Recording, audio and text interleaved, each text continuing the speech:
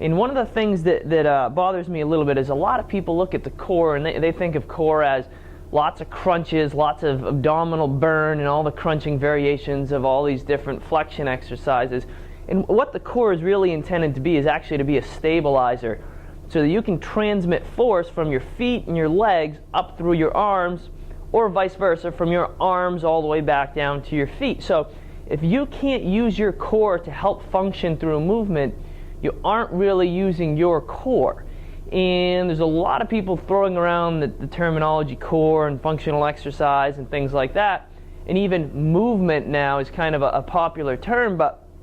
in reality, if it's not enhancing what you are trying to do for a movement, then it's not truly teaching your core to stabilize and to do what it needs to do.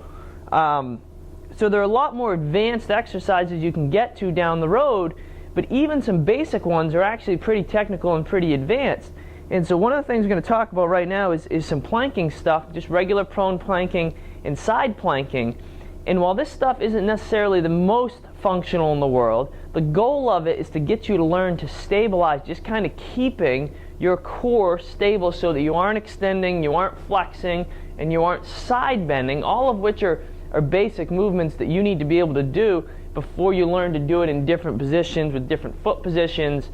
so that you can actually function. So if you picture yourself on the basketball court and you're down in a defensive stance